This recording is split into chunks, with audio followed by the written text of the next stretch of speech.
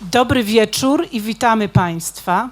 Shalom, salam alaikum, and welcome honorable guests, representatives of the Polish Embassy in Israel, Honorary Consul General, representatives of NAWA, the Polish National Agency for Academic Exchange, representatives of the Polish Institute in Tel Aviv, Rector of the University of Haifa, Dean of the Faculty of Humanities, faculty, students, families, and guests here in the room and online. My name is Anat Vatori, and I'm a historian of pre-modern Poland. Today, I have the extreme privilege to be your host and welcome you to the inauguration ceremony of the Haifa Interdisciplinary Unit of Polish Studies.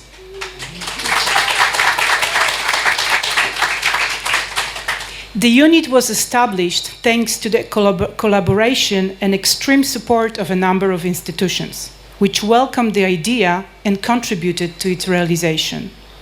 I would like to invite Professor Gur Al-Roi, Director of the University of Haifa, to give his blessing.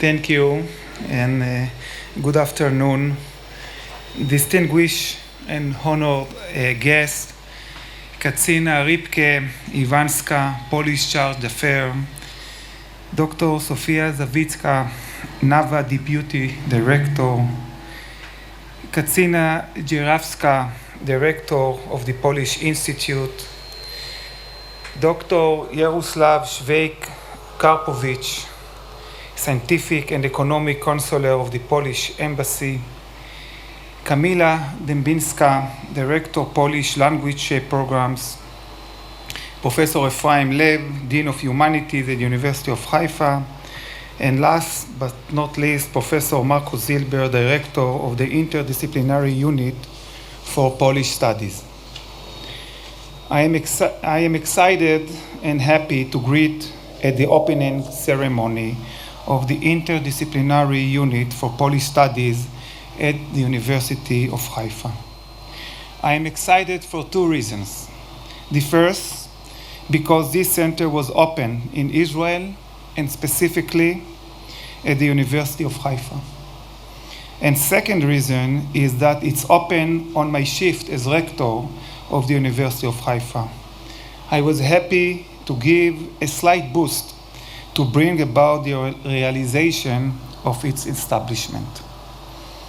Three Polish figures influenced me during my high school years and as students at the Hebrew University at Jerusalem. A Polish fighter and partisan, and two Polish intellectuals. None of them was Zionist and did not take part in the establishment of the State of Israel. I would say maybe quite the opposite. The first is Marek Edelman. In Israeli schools, he is not taught and he is almost unfamiliar to Israeli children and Israeli students. When he visited Israel in April 28, 2002, following the translation of his book, The Ghetto Fight, I came to his lectures. In a footnote, I will mention that the book was published by the University of Haifa. 30 years ago, not many publishers agree to translate the book, to publish his book. I sat in the last row, watch him with admiration, and sum up his words. He spoke Polish, and one of the lecturers at the Institute of Contemporary Jewry translated his words. Edelman smoked a chain during his lectures and completely ignored the ban on smoking in the room. In preparation for today's remarks at this moving ceremony, I returned to my summary, which was attached 30 years ago to his translated book. To the question, what does he expect from today's youth to learn from Holocaust, Edelman Edelman replied as follows: I believe that after the Holocaust there would be no more wars, but I was wrong. In a conversation I had with Leon Blum, he told me that it was not Germans who murdered Jews, but people who murdered people. Wars and genocide, and he mentioned Kosovo and Rwanda, do not end without international intervention. I was once visited two young men from Germany, grandchildren of SS men. One of them found his grandfather's diary and with its bag of gold. It was clear to him that the gold was stolen. The guy asked me how could atone his grandpa deeds. I advised him. That was Edelman said. See what's going in Sarajevo. Go with the gold and establish a baby center. And so he did. His deed shows that there is hope for humanities. The second Polish figure who influenced me was a writer whose books I read eagerly as a teenager, Jerzy Kosinski, author of the books The Painted Bird and Being There. In 1989, The Painted Bird was translated into Polish, and Kosinski came to visit his homeland after leaving it for the United States in 1957. And the third Polish figure, the one who influenced me the most, is the Nobel laureate in literature, Wisława Szymborska. Her poetry is direct, touching, realistic, and clear, and sometimes she seemed to converse with the reader. Our time is short, but I would like to read just one of her short poems. Palm of the hand. 27 bones, 35 muscles, about 2,000 nerve cells in each fingertip of our 5 fingers. That's enough to write Mein Kampf or The House at Pooh Corner. The first part of the poem is the physiological structure of the palm that is identical to every human being. The second part is our choice as human beings over our lives.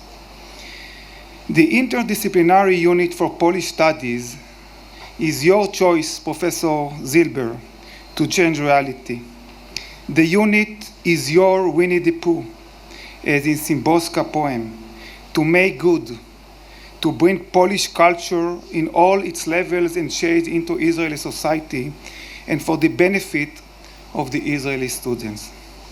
Thank you very, very much for your cooperation, our Polish fellows. Thank you for your trust in the Faculty of Humanities and the University of Haifa. I'm convinced and certain that only important, fruitful outcomes will be achieved here at the interdisciplinary unit for Polish studies. Thank you so much.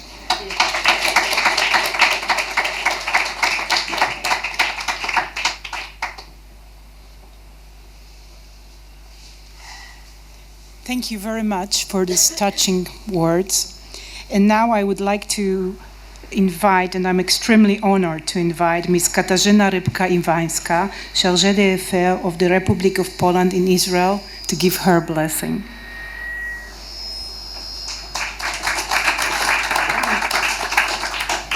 Thank you very much. It's a big honor and a big pleasure to be here today. And thank you, Professor Rector, for such wonderful words and some coming straight from the bottom of your heart, as I could understand. And I also would like to share a few personal notes today.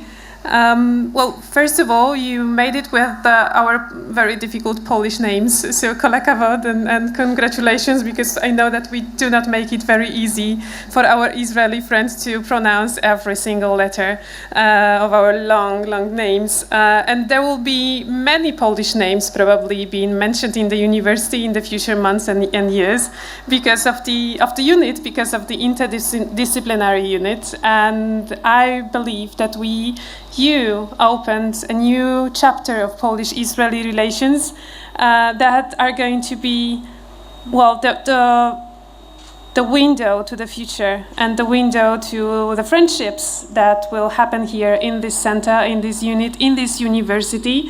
And thank you very much for opening this window so wide, with such a warm welcome to all the initiatives that may come from the Polish students, Polish researchers, and from the Jewish and Arabic and Druze and Israeli students and researchers from the University of Haifa who will certainly meet here. This is going to be a very, very important meeting point for all the people of goodwill who wish Polish-Israeli relations all the best, as we all wish them all the best for the future. So thank you very much for having us today. And just one thing, I'm still under huge impression after our very short visit to the museum.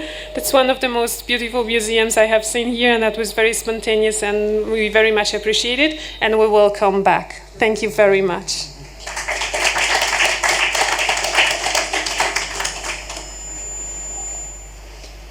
Now I would like to invite Professor Ephraim Lev, Dean of the Faculty of Humanities, to say a few words.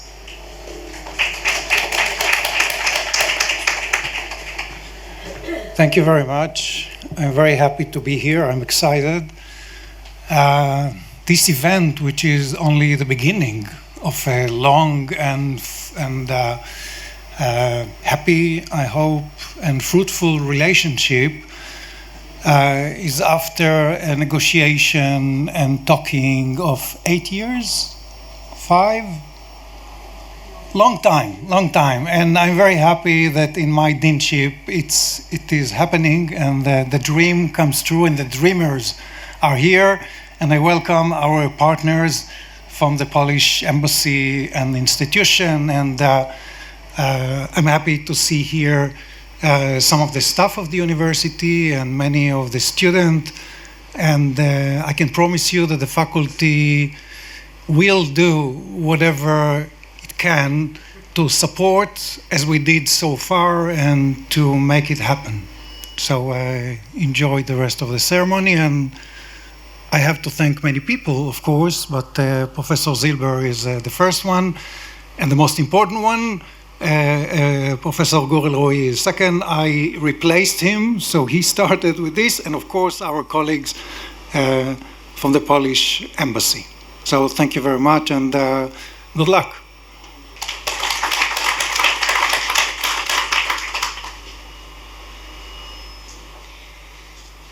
One of the institutions that made this unit possible and graciously contributed to its establishment was NAWA, the Polish National Agency for Academic Exchange.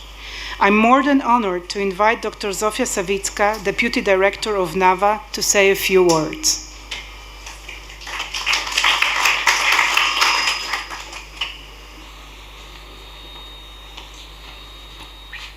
Shalom, dobry wieczór, hello. Dear Rector and all distinguished guests. I am extremely happy to be here and to represent Polish National Agency for Academic Exchange at such an important event. As some of you may know, NAWA is a young institution established 4 years ago.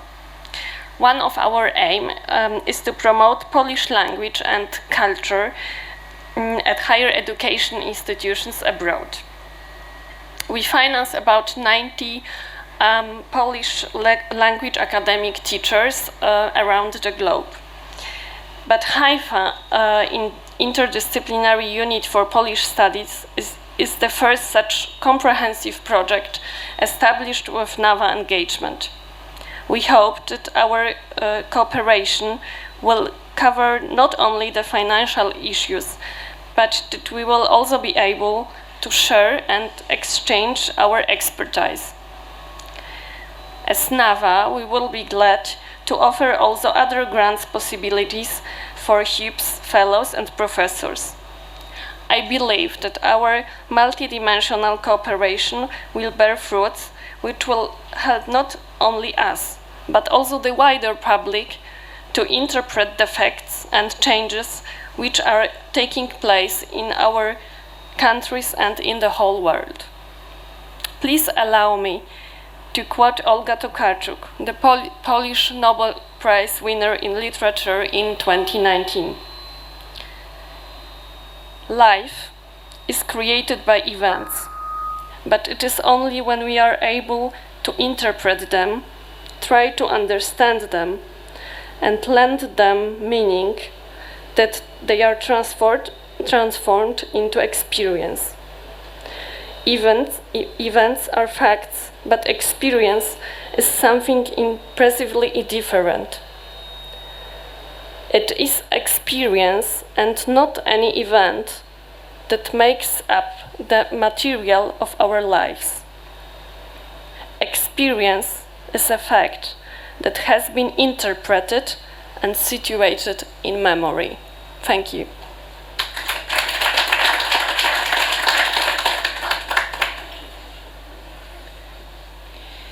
The opening of our unit wouldn't be possible without the support we received from the Polish Institute in Tel Aviv either. I would like to invite Ms. Katarzyna Dzierżawska, the director of the Polish Institute in Tel Aviv, to give her blessing.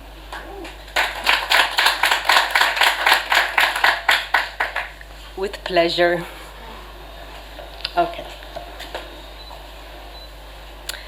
Professor Gul Arloi, rector of the Haifa University, Professor Lev, distinguished professors, ladies and gentlemen, guests from Poland, dear friends. The launch of the interdisciplinary unit of the Polish studies is a wonderful example on how personal encounters and open-mindedness and looking into the future can fulfill our dreams.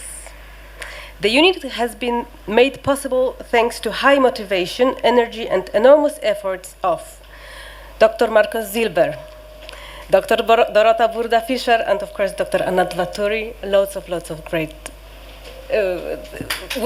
kisses. Thank you very much. You made it possible, really. Thank you. The goodwill of the rector of the Haifa University, Professor Gul Arloi, and Professor Ephraim Lev, who recognized meaning and importance of such a unit. Thank you. As well as the outstanding work of the Polish National Agency for Academic Exchange from Poland, who demonstrated quick and effective action, first of all, and also the best side of our bureaucracy. Thank you. And of course the support of the former ambassador to Israel, Mr. Marek Magierowski, and the representatives of the Ministry of Foreign Affairs in Poland.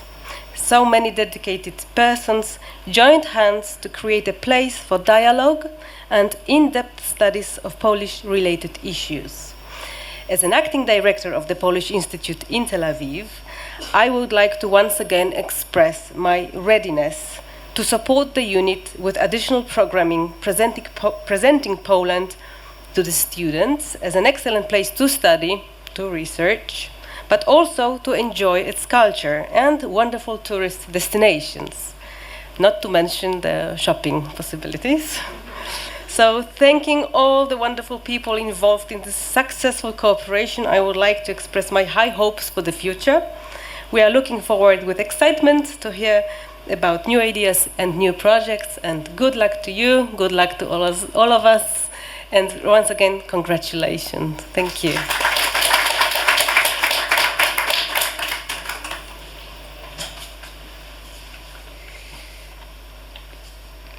Poland is a country that abounds with talented, goal-driven, and inspiring people. In many areas, whether it is science, art, or politics, Polish people achieve greatest honors, and some of them are famous all around the world.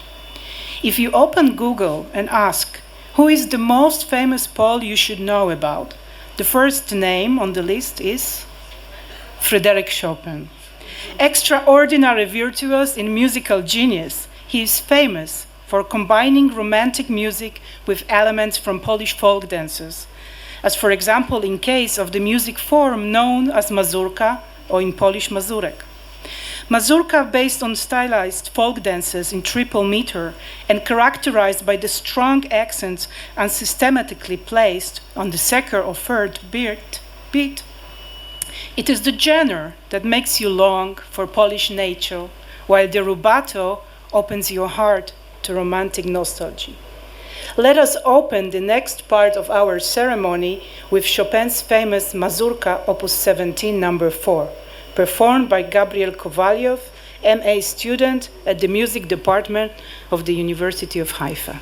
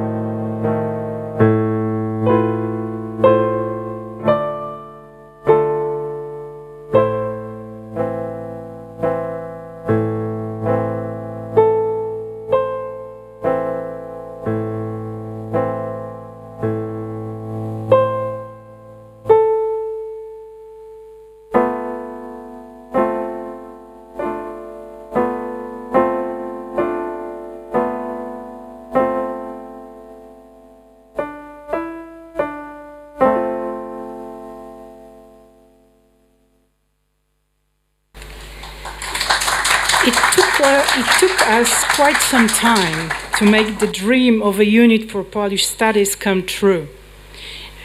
During all this time, the mastermind behind the project or the operation has been Professor Markus Zilber, our first speaker tonight. Markus Zilber is an assistant professor at the Department of Jewish History at the University of Haifa and its former chairman, currently a chairman of the Gottheimer Institute for the History of the Bund and the Jewish Labor Movement, and now the director of the new unit. At the core of his academic interest is the modern history of Poland and its Jews, especially questions related to the interplay between citizenship, language, and ethnicity. He has written extensively on Jewish diaspora nationalism in Eastern Europe, on Yiddish and Polish popular culture in interwar Poland, and Polish-Israeli relations and mutual migrations. His major publications include Different Nationality, Equal Citizenship, the efforts to achieve autonomy for Polish Jewry during the First World War period, which was published in Hebrew in 2014, and a monography with Szymon Rudnicki titled Polish-Israeli Diplomatic Relations, a selection of documents 1945-1967. His book Jewish National Councils, Ethno-National Politics and Transnational Diplomacy 1915-1919 is scheduled to appear in 2022 in the frame of the prestigious series Archive of Jewish History and Culture on behalf of the Saxonian Academy of Art and Humanities. Currently, Professor Zilber is writing a book on the transference of motives between Polish nationalism and Zionism. And today he will explain us why Polish studies. Please help me welcome the director of our unit, Professor Markus Zilber. Thank you, Anat, for your words, and especially thank you for coming here. Thank you, Professor Alroy, for your support. Chargé d'Affaires Rybka Iwanska for your cooperation, and without the support and the energy of Dr. Zofia Sawicka and Kamila Dębińska from NAWA, this endeavor will not be even in its existence. And last but not least, from my bottom of my heart, Katarzyna Dzierżawska, director of the Polish Institute, thank you for the efforts and for these very long years and very fruitful, I think, cooperation. And but let me go. Where is my? I need my presentation. Okay. Well, let me go to my question. Why Polish studies? Many are the answers, and Professor Roy mentioned few of them. And Dr. Sawicka even cited another of them. But a couple of minutes ago, we heard another one of them. Chopin, one of the greatest music composers. We can mention other Polish musicians. Krzysztof Penderecki, Karol Szymanowski, Władysław Szpilman, the pianist in the famous film by Polanski. If talking about films, let me mention that Polanski himself began his worldwide career after finishing the film school in Łódź, one of the most important film schools in the globe. Polanski worked with one of his film schoolmates, Andrzej Wajda. Here, yeah. And another of the alumni was Krzysztof Kieślowski. Both were very impressed by the work of another Polish film director, Agnieszka Holland. Another set of answers to why Polish studies is literature. Polish literature. According to the number of speakers, the number of Polish Nobel Prize laureates in literature is the highest ever in the world. Henryk Sienkiewicz, Władysław Rajmon, Czesław Milosz, Wisława Szymborska, Olga Tokarczuk. And I can propose many other sets of answers. But I would like to give you an answer especially tailored for you. Sitting in this hall in Haifa or watching by Zoom elsewhere. To propose it, I need your cooperation. I would ask you to answer a small question. I will formulate in English. You will read it in the screen in two languages, Hebrew and Polish. Who can complete the blank? Has not yet perished. If in Poland, the answer will be Poland.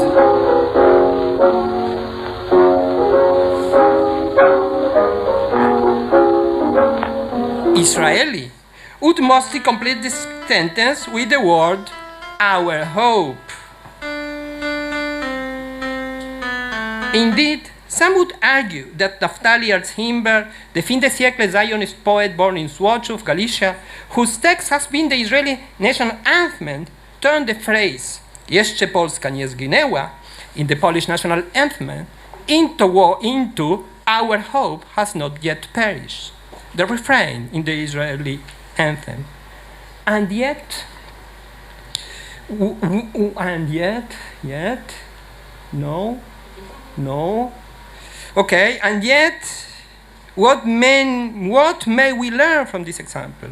I suggest that this just a hint of the extent Polish culture and Zionist culture are so deeply interwoven. Following that, I suggest that Polish studies are the key to understand the two faces of Janus.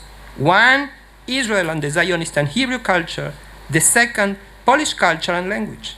That is the essence of my specific answer to you, sitting here in this hall or watching through the Zoom. I will begin to claim that both national movements and cultural spheres borrowed motifs from one another's cultural system in order to consolidate and build the nation, becoming transformed wittingly or unwittingly in this process. These motifs then became so organically embedded in national thought and discourse as to be perceived as intrinsic, essential component of national culture. That is one of the reasons that a unit like ours is necessary in Israel. These transfers were, I would argue, reciprocal. On the one hand, for example, the Jewish exile served as a model for Polish nationalism. Jewish longing for a mythical lost homeland served Polish exiled in Western Europe in the mid-19th century as a model for longing for a real homeland that was lost to all intents and purposes. On the other hand, Zionism developed this motif and gave it a new interpretation in light of the Polish national paradigm. At the end of the day, those rare-read motifs lost any trace of their Polish interpretation and were integrated organically into the emerging Zionist ethos. I will present shortly 3 moments in a spiral process of transference of motives. After that, I will come back to my answer to our questions. Why Polish studies? Let me begin with a major turning point in the formation of Polish nationalism, the partition of Poland at the end of the 18th century, and subsequent emergence of romantic Polish nationalism, that Chopin was one of these expressions. For the sake of the argument, let's take Adam Mickiewicz, a central figure in this process, the greatest visionary poet, wieszcz, of Poland.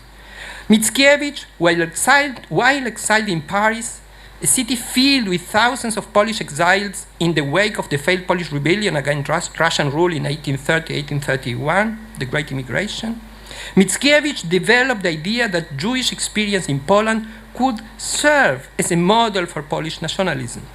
Thus, for example, he noted that the Jewish longing for the Messiah could serve as the prototype for Polish national longing for sovereignty, nationhood, and national liberation. He claimed that, I quote, "It is not accident that the Jews chose Poland as their homeland.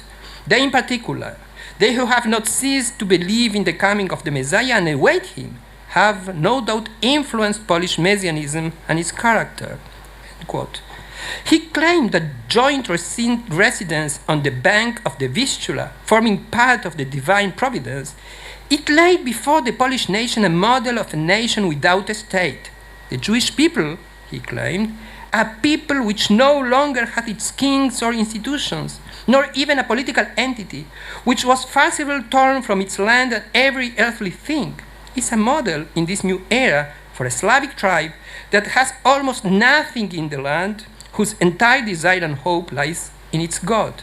A Polish tribe that will forever cry out, which will never surrender, which was torn to pieces, which was whipped off the European map, which was cast into a diaspora across the wide world. End quote.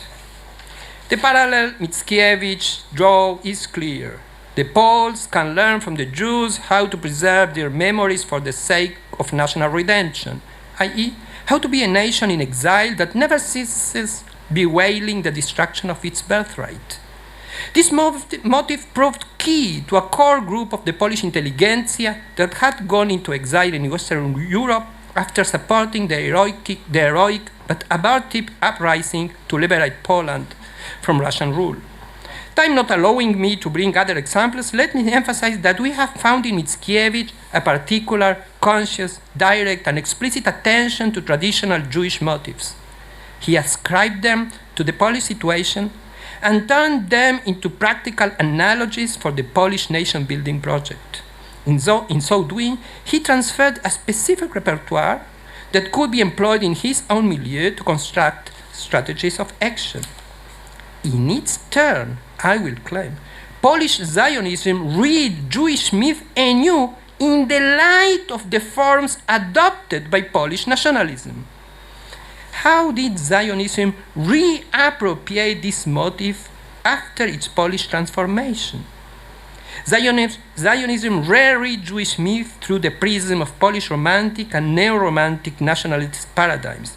The agent of such cultural interference, I propose, was the Polish literature. Memoirs and diaries show clearly that it was actually the Romantic and heroic Polish literature described paradoxically as the prelude to the stirring of Jewish nationalism. The literary arena, consisting of artists and readers, served as a multicultural meeting point, an arena in which traditional myths and contents were interwoven with ethno-nationalist templates of nations seen stateless and territoryless. For instance, Ansel Rice, a figure in Galician socialist Zionism, associated Poland patriot ideals with Zionism. In his memoirs, he wrote explicitly about his youth in the early 20th century. Rega? No? I quote, Jewish youth were also raised at the feet of Polish literature, which enticed them with its intellectual ambition and its national spirit, rebelling against the conditions of the governing present. Its unique character and main themes, which were dedicated to the duty of loyalty to the Polish people, to its struggle for national liberation, to rejecting the foreign rule and longing for independence in the homeland, all these also captured the hearts and minds of Jewish youth. Wyspiański, Żeromski, Przybyszewski, and also writers of the previous era, such as Mickiewicz, Słowacki, Sienkiewicz, Zapolska. These were the writers who set the tone for Jewish youth as well. Indeed, these young people saw in what was said in the annals of literature and poetry of the Polish people also an implication regarding the state of the Jewish people. And so, after the fact, there was strengthened within the Jewish youth the affinity and longing for the land of Israel, for Zion. On the one hand, the generalized impersonal tone of this testimony attempts to lend the objective authority of a generational experience to feelings which, without doubt, were personal. On the other hand, Rice was part of a generation of Galician Jews that at the turn of the century underwent Polonization. The gradual process of Polonization experienced by Jewish Galician youth after the 1880s were mainly based on integration within Polish educational and academic institutions. Clearly, the intent of Rice's claims was to simplify a complex process of the relationship between literature to the dialogue which stood behind it, or between reading practices and the construction of Jewish nationalism. Hence, he sketched out a linear process, a supposedly simple one, of a leap from Polish literature and the ideas it presented. It presented the active struggle to resurrect a nation whose sovereignty has been stolen, heroic uprising, and so forth. These ideas from the Polish basket all the way to Zionism. Along with that, Wright's story does suggest the chasm between this discourse of building Polish nationalism by the authors mentioned above and the Jews excluded from that discourse. Polish authors spoke of building the Polish nation. The structuring, on the other hand, was of nationalism as a movement which differentiates between us and them. Joseph Kruk, a Zionist socialist leader, the son of a family from Częstochowa that underwent processes of polonizations, recalls in his memoirs the question he was asked by the Hebrew poet Chaim Nachman Bialik in Warsaw in the fall of 1903. Joshua Friedman told me, you arrived at Zionism by means of Polish literature. That's very interesting. Is it indeed true? And how did it come about? Kruk's response to Bialik is not recorded in full in his memory, and yet he answered, in my view, if the Poles, a great and cultured nation whom I greatly appreciate, have to take their example the Jews from 2,000 years ago, then I am sure that the Jews themselves all the more so should not allow themselves to forget their forefathers, should not resign themselves to exile, and should build themselves a new homeland of their own that will be a role model.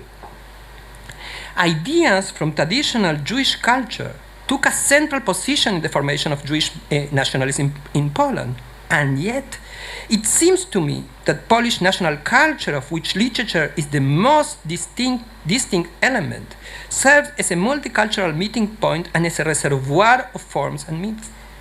Polish literature served as an interpretative contact for the old and familiar Jewish nationalism. It was a tool for translating traditional Jewish culture into the modern ethno-national reality. Many Jews used canonical Polish literature as a mode and poured Zionist material into it. They used the network of signs and symbols from the Polish language and culture as model for building the Jewish general public into a national public, similar in its characteristics to the Polish nation.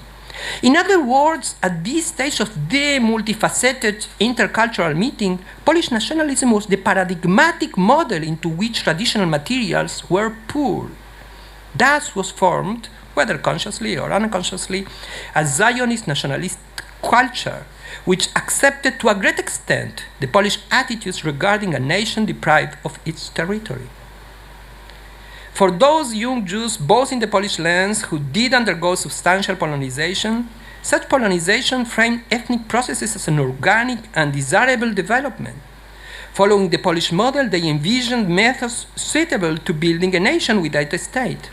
Joseph Tenenbaum, a well-known Galician Zionist activist, defined this turn of the century process thus, I quote, the Polish poet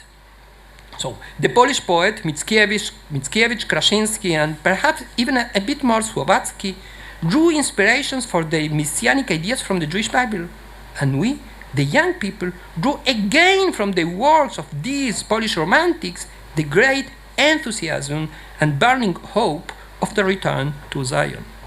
So one could say that Polish nationalism forged to a great extent the paradigm of Jewish nationalism. Tenenbaum, Kruk, Rice, and many others adopted the Polish nationalist approach, distanced themselves from ideas which were viewed as irrelevant, and approved ideas which suited them from the cultural basket before them. Thus, they updated the Polish national discourse and formed an original context, a new nationalist movement paralleling in many characteristics the Polish one. But not only in the high spheres of nation building, we see cultural assets transferred and then transformed. Also, the cosmopolitan mass culture of interwar Poland was transferred and transformed. The little Tel Aviv culture, Tel Aviv Aktana, of cafes with their poets and singers were a reflection of the world's or interworld urban culture. Café Retsky, I learned from my student Osher Laser, was the Hebrew version of the Warsaw coffee house Ziemianska. In Palestine, Tango Warszawa became Tango Kfar Sava. Ostatnia Niedziela, the last Sunday, became the last Saturday, a Shabbat Achrona. The interworld Polish star singer was a model for the creation of the queen of Hebrew music, Shoshana Damari. Yes, also Shoshanat Teiman, the Yemenite rose, is a result of the transference and transformation of the Polish culture. In summary, the examples presented here demonstrate the way in which cultural motifs were transferred and retransferred from one national movement, discourse, and cultural system to another during three different early stages of their consolidation: the Romantic Polish period, the Zion fin de siècle, and the emerging Hebrew culture in Palestine. In each stage, the creators adopted and adapted motifs to their own needs. The two groups, or rather two discourses, interrelated in numerous ways, their respective cultural contexts changing in consequence in a mutual and dynamic process. The convergence gave rise to a unique mix of Polishness and Jewishness. The transference is perceptible in the field of mass culture and political ideas, social philosophies and political practices, language and law. The motives of the one were transferred to the other, wherein they became so deeply embedded as to perceived as inherent to that cultural system. The most significant thing of note here is not the extent of the flow of ideas and repertoires, but the fact that such cultural borrowing was so deeply ingrained that the motives transferred came to be accepted as natural and indispensable components of both nationalism. While the peculiarities of cultural transference helped integrate discourse, public and artistic traditions, it also fueled a Bloomian anxiety of influence. In consequence, too often we turn a blind eye to this transference, and the cross-pollination ostensibly recreated two separate and alienated cultural realms. In accordance with an ascendant political, ideological, isolationist and confrontationist worldview. Taking a transcultural perspective, we can get another answer to the question why Polish studies in Israel. They will allow us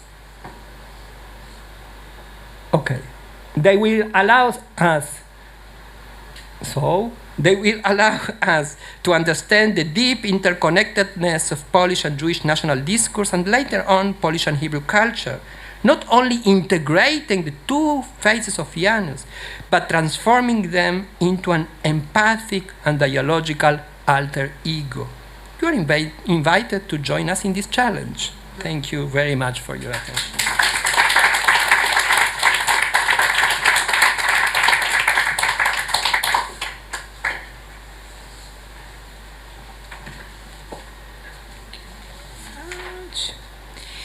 If one wanted to summarize Professor Marcos Zilber's contribution to the field of Polish-Jewish studies, one of his achievements would be the documentation and explanation of social, political, and cultural exchange of ideas between the nations and communities.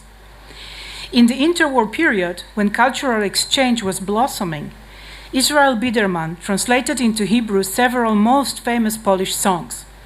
They were performed in Hebrew and Polish by the popular singer Adam Aston, and the records were sold in both Poland and Mandatory Palestine.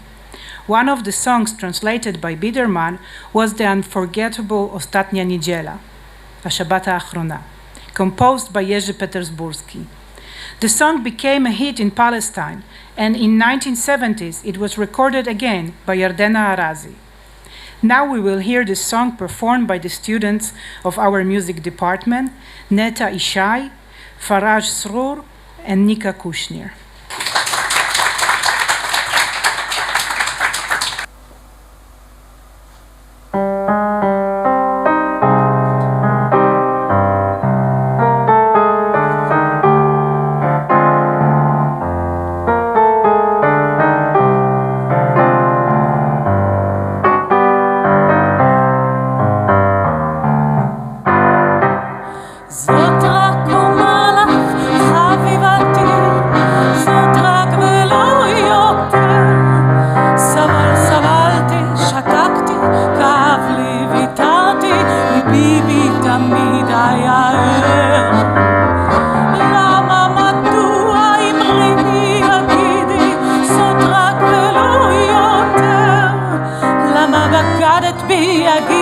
שיקרת לי, הגידי, קלי זאת תרווח לי זהר. זו שבת אחרונה,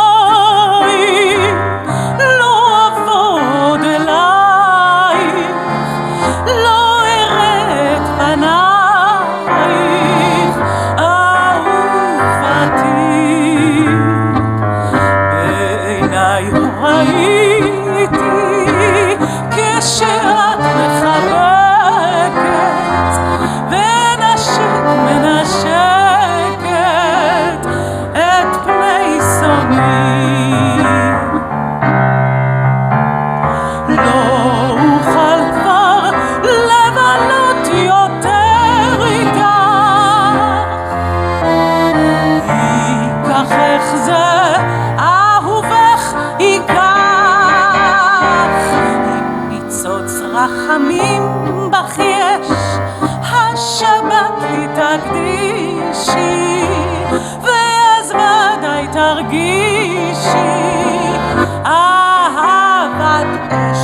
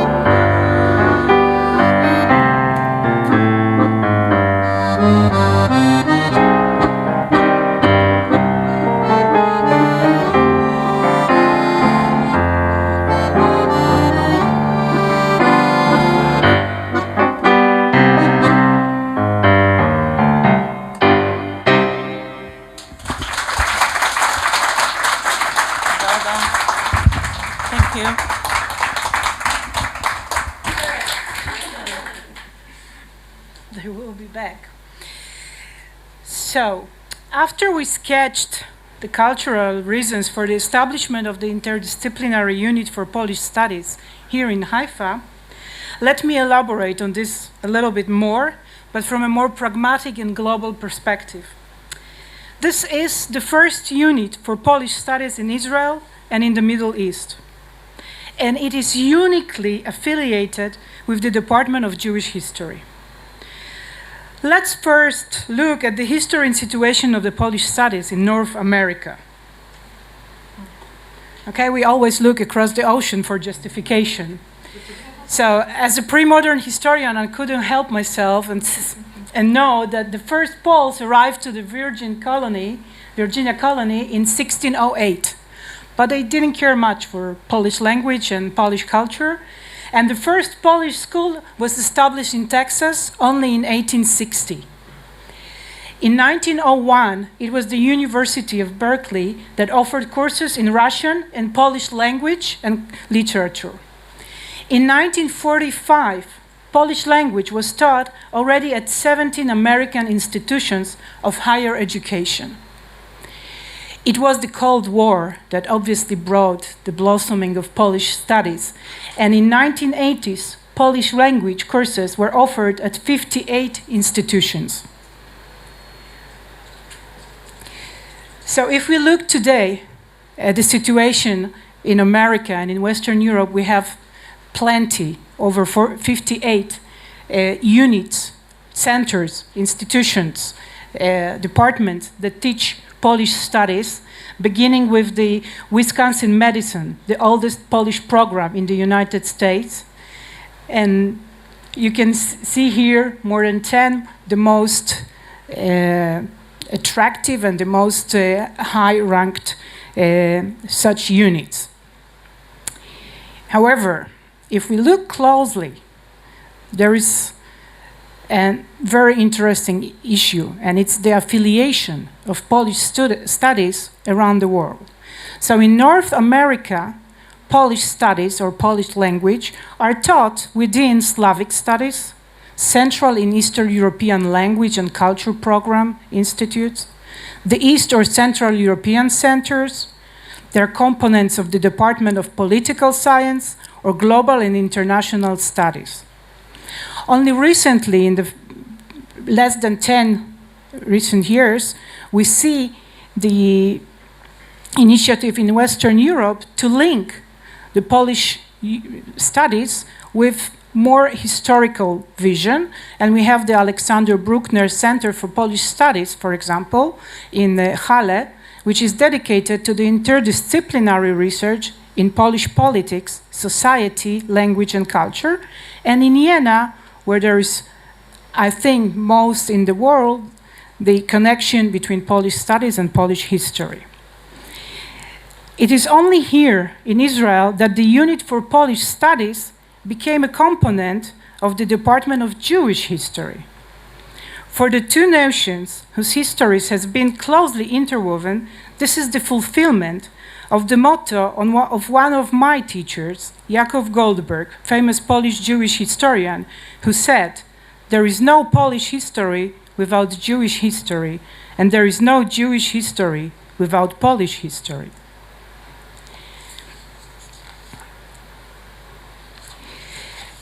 When you Google Polish studies, you get the Wikipedia definition saying that Polish studies are Polonistics, is the field of humanities that researches, documents, and disseminates the Polish language and Polish literature in both historic and present-day forms. But this is a very narrow definition.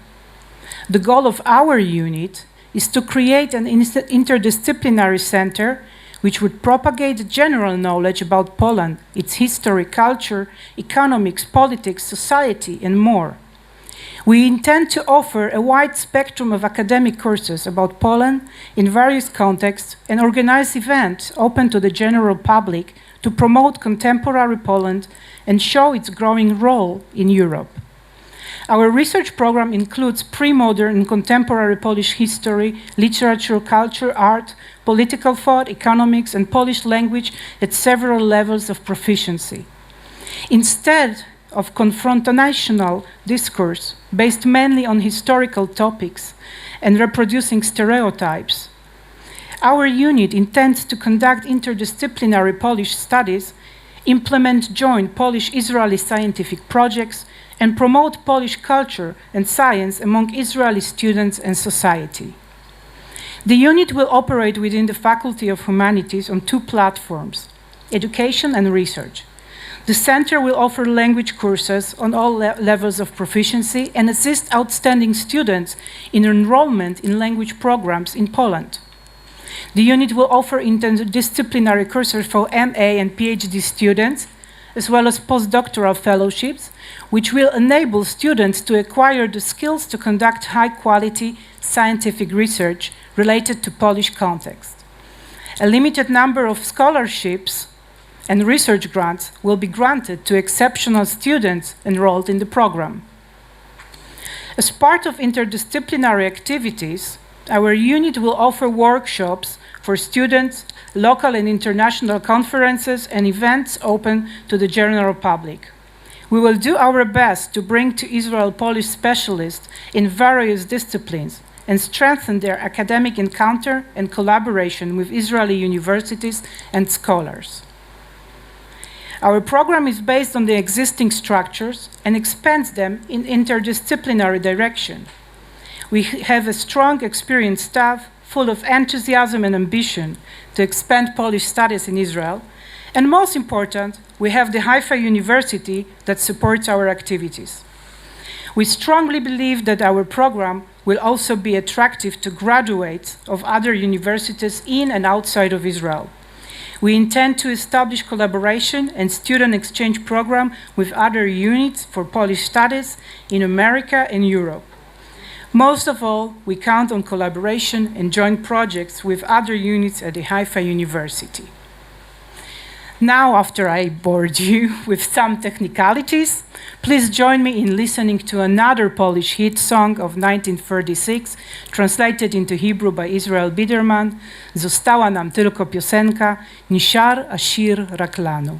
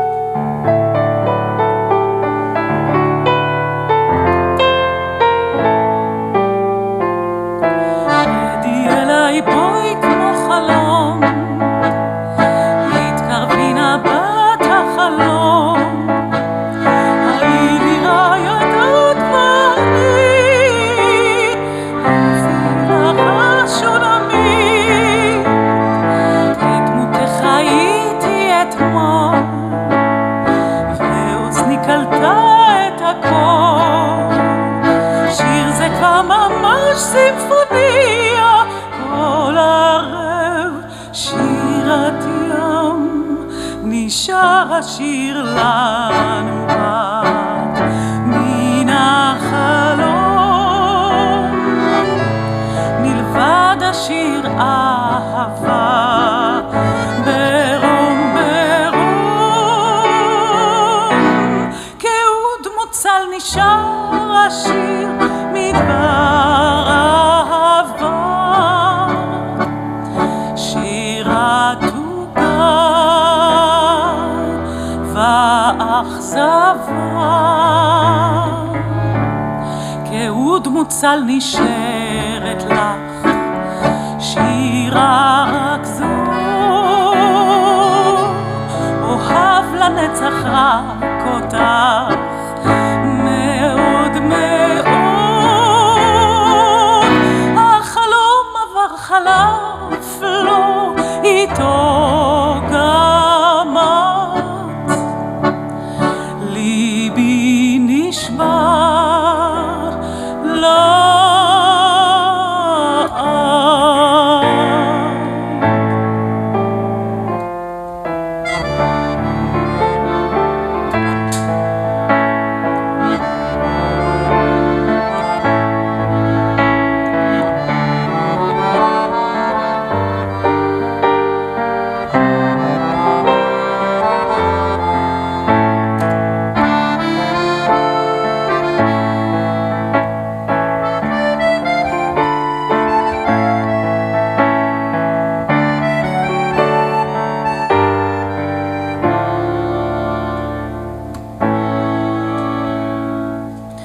נשאר השיר לנו רק מן החלום,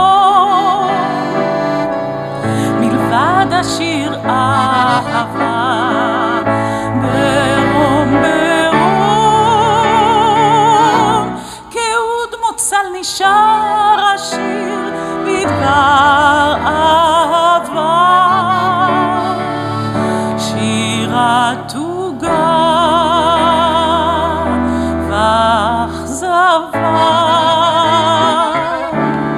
כאוד מוצל נשארת לך שירה רק זו,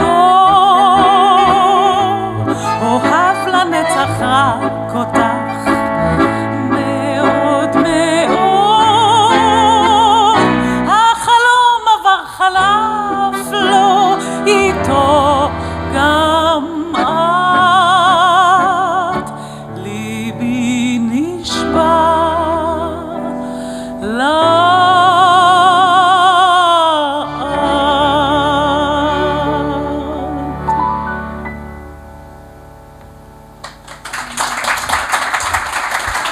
Thank you.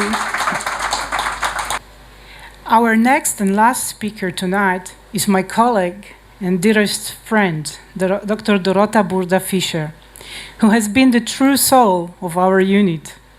Dr. Burda-Fischer studied Polish philology at Adam Mickiewicz University in Poznań, and later received her PhD from the Hebrew University in Jerusalem. Her interests include Polish-Jewish mutual literary influences and cultural exchange. In 2015, she published a wonderful monography, Stanisława Vincenza Tematy Żydowskie.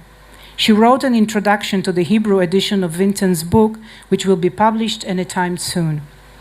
She is the author of many articles in the international and Polish academic journals, in which she passionately discusses intercultural meeting points in 20th century literature, while emphasizing the topos of home and memory in Polish literature. Today, she will tell us a few words about the presence of Polish literature in Israel.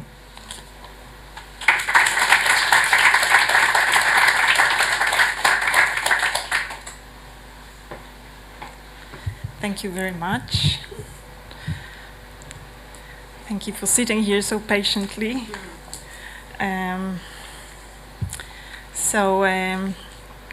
Let's start my lecture. The presence of Polish literature in Israel. The title of my short lecture seems to be pretty straightforward. Polish, literature, Israel, and today. But let me cite for you those few lines from the story written by my favorite writer, Stanisław Vincenz, who, while staying during the Second World War in Hungary, met a young Hungarian Hasid called Zięba, who before the war spent some time in Poland and used to study with the known Rabbi Rokach in Belz. And how do I move it? Yeah.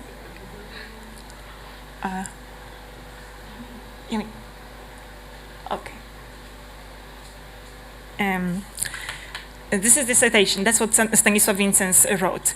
We learned later that Zięba was passionately reading during the hiding and siege of Budapest, and that's what Zięba said. I am most attracted to Russian and Polish literature.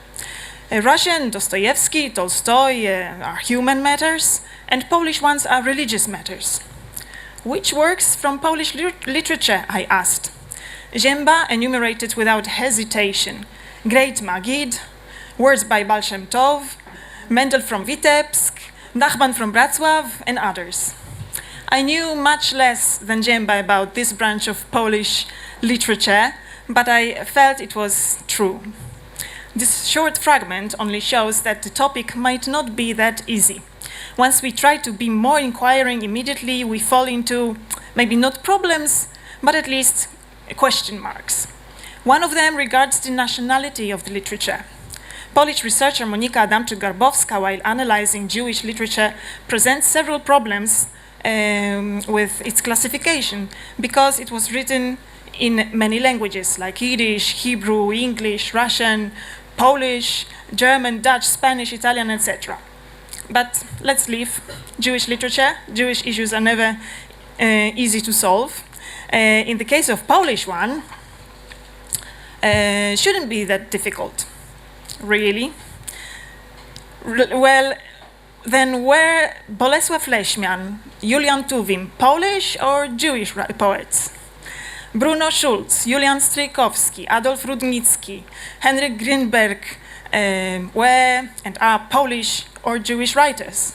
Or were living in Israel Ida Fink, Leo Lipski, Miriam Akavia, Irit Amiel, and many others Jewish or Polish poets and writers?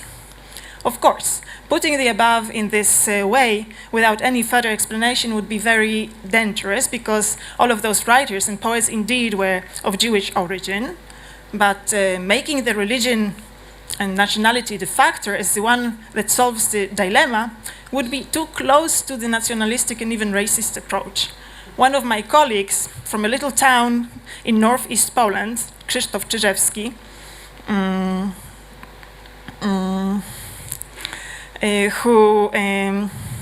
where he leads a very noble project restoring the mutual and multi-religious dialogue within a small community of Sejny, refused to talk about Jews as a group in Sejny, as he felt exactly this, that he refused separating people into groups and naming them, classifying them, as he thought that it would be too close to the narrative from the time which Jewish nation will never forget.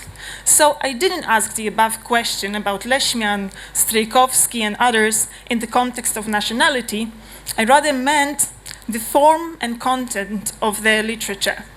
It seems that the Polish and Jewish topics constantly intertwined in it in various forms. In Polish literature, starting from 19th century until today, Jewish themes are present in it in various guises continuously. What connects these Polish and Jewish threads is language.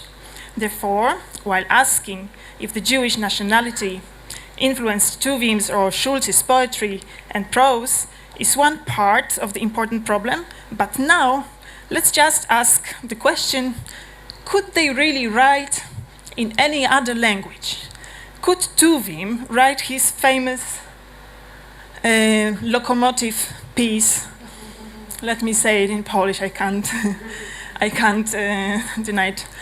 Stoi na stacji lokomotywa, ciężka, ogromna i pod z niej spływa tłusta oliwa. Stoi i sapie, dyszy i dmucha, żar z rozgrzanego jej brzucha bucha. Buch jak gorąco, jak gorąco, puf jak gorąco, jak gorąco. So could Tuwim write those words in any other language? Or Schulz write the following in the stories called August in the Kinemon shops. Moment. Here I have two translations. Powietrze nad tym rumowiskiem, zdziczałe od żaru, cięte błyskawicami lśniących much końskich, rozwścieczonych słońcem, trzeszczało jak od niewidzialnych grzechotek, podniecając do szału. Could he write those words in any other language than Polish? You can see that the translators also struggled and we have two different versions. These are only random examples, so it must be the language then, but also the people and culture and landscape and nature and the smell, food and history, of course. For many Jews who came to Israel from Poland, those mentioned about values also had to be important. They often did not want to part from Polish literature, and one could discuss long their reasons. But we can assume that similarly to the poets and writers, they felt some kind of deep connection with the mentioned values, with all of them or only with some of them. And this very special for Poland mixture of Polish and Jewish in one played an important role. In one of the essays of my favorite writer, Stanisław Vincents, describing an intellectual Lwów and a few concrete silhouettes, he presents the editor of the National Zionistic Polish language daily Chwila, published in Lwów from 1918. Henryk Heschelec, it was his name, being a faithful and committed Zionist, was at the same time a dedicated, even fanatical admirer of Stanisław Wyspiański, a Polish playwright mentioned by Marcos, author of the famous The Wedding from 1901. Once he was teased by one of the guests during the intellectual salon meeting, which was noticed by Stanisław Vincents. And Stanisław Vincents describes this as follows. Borkowski himself did not like Wyspiański at all. I witnessed how he irritated Dr. Heschelec in the following way. Editor, in the whole of Lviv, no one writes as many great reviews of Wyspiański plays as you do. But there in Palestine, what are you going to do about it? Will you assimilate to the myth of Krakus or Legion? Who will you write about there? Henryk Heschelec, without losing his style, replied as usual coldly and severely. We will translate Wyspiański into Hebrew and introduce him to our classical repertoire. Henryk Heschelec did not fulfill his statement. He was murdered by Germans in 1941 in Brygitki prison in Lwów. But his dream partly came true. A lot of Polish literature was translated into Hebrew language. It actually started much earlier. Following the article by Ryszard Lew, who wrote the survey of Polish literature in Hebrew translation, its tradition reaches 180 years, and it started in 19th century. We can point to three different stages. The first one, which lasted, let's say, until the 30s of the 20th century, refer to translation intended for the Jews living in Poland before the Second World War.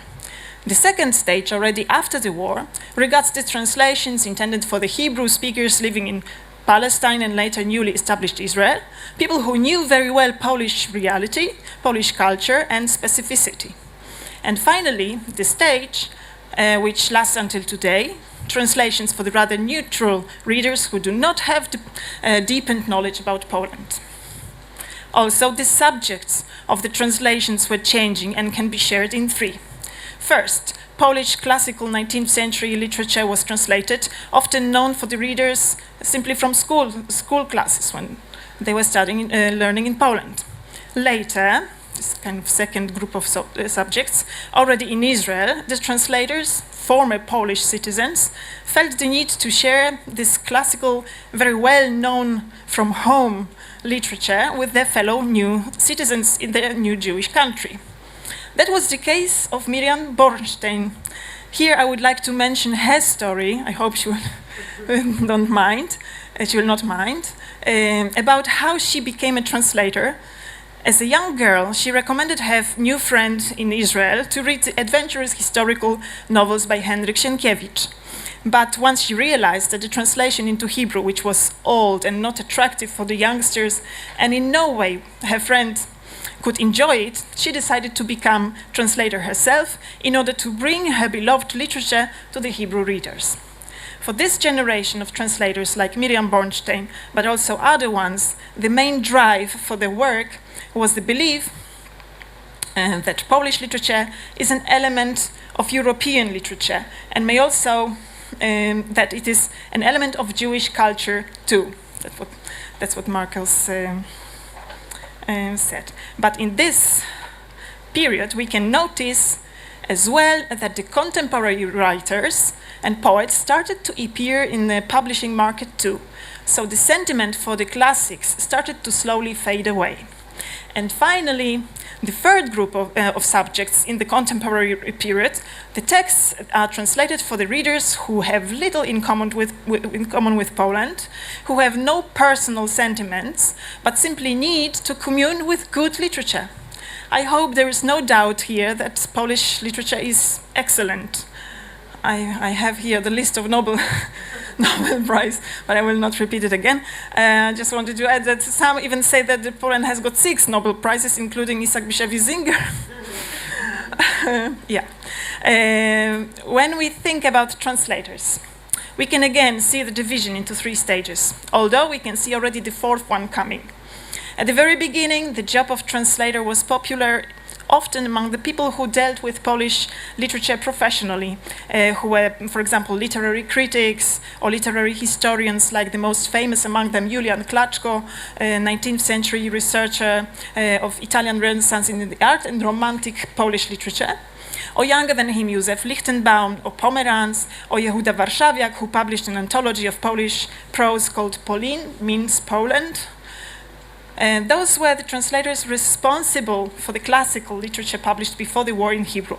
They were brought up and lived in Poland. They did not feel too much need to translate the new modern literature. Although in Israel, the same translators and many new ones started reaching for the contemporary poets of Jewish origin. Even the volume of the extremely moving and important poetry written by various Polish poets during the Second World War, called From the Abyss, Otchłani, published in 1944, was translated into Hebrew and published in 1947 by Benjamin Tenenbaum Tene under the title Mishirei Ghetto Mi Ma'amakim. And the third group of translators belongs to the time when new kind of readers slowly begin to appear. While the publishing market in Israel was growing and there was still a big group of readers knowing Polish specific reality, the gradual change in the identity of the reader could be noticed. Someone who was born in Israel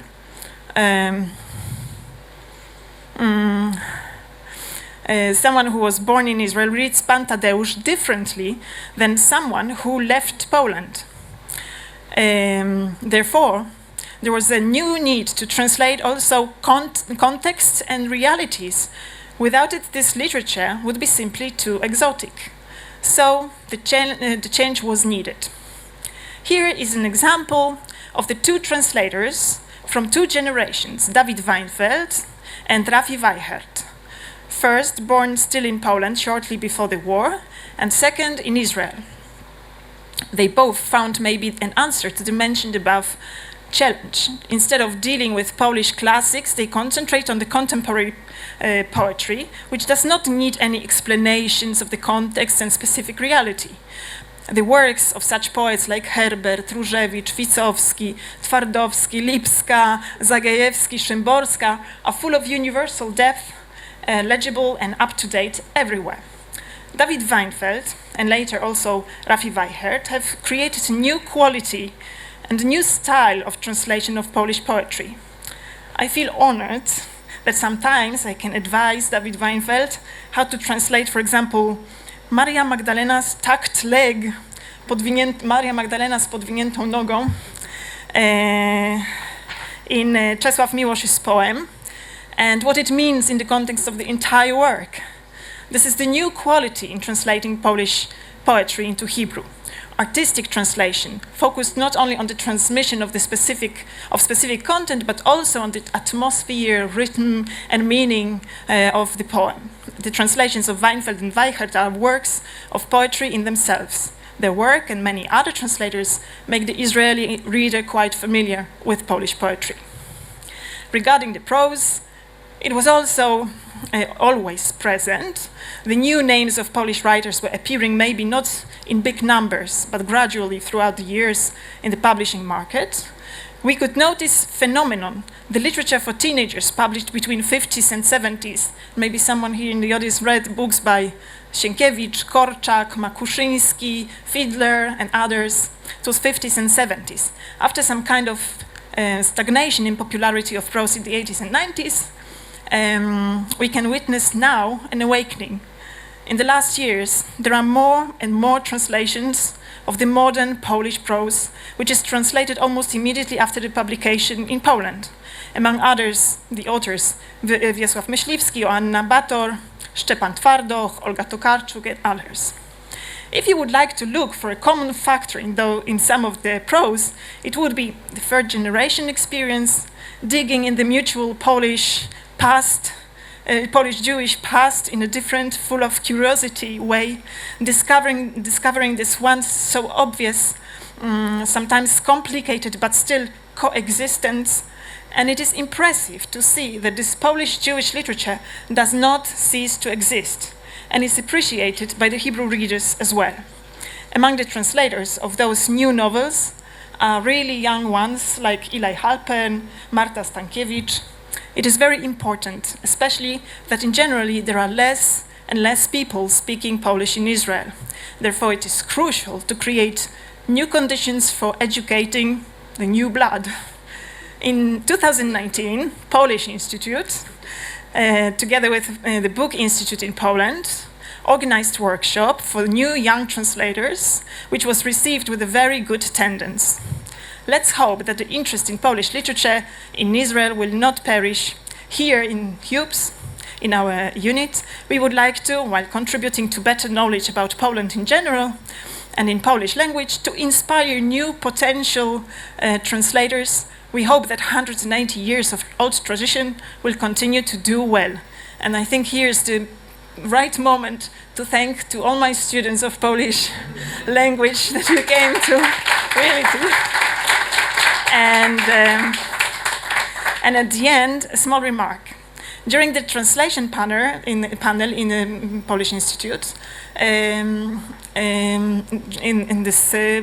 during this above-mentioned workshop, the group of publishers, translators, and researchers were wondering together about the phenomenon on the supposedly world scale.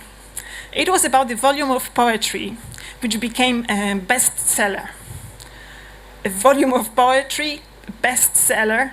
Where can you find such thing? It is, of course, about the poetry of Wisława Szymborska, who is constantly very popular in Israel. This is really fascinating. And since we are talking about Szymborska, let us hear again our wonderful ensemble, singing a song based on her poem In the Airport. And thank you very much.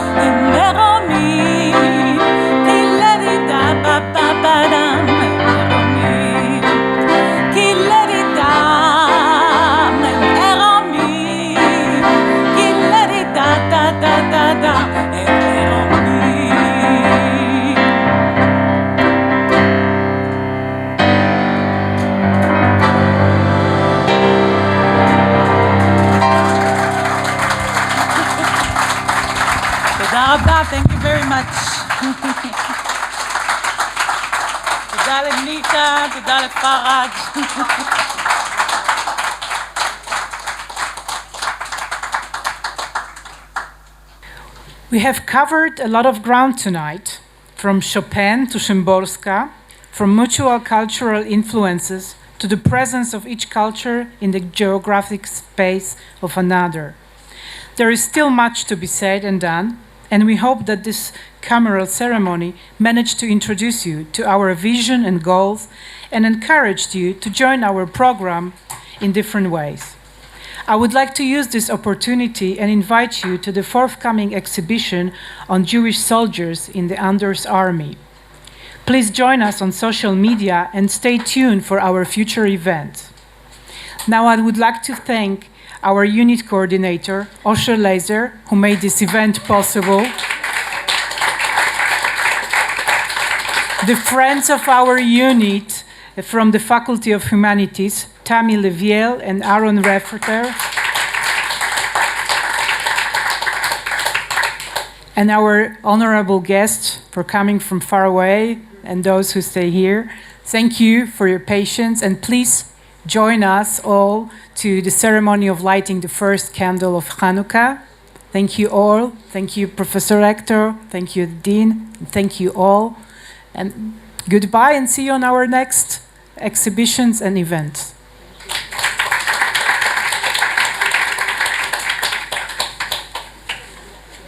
Please, we will light the candle outside.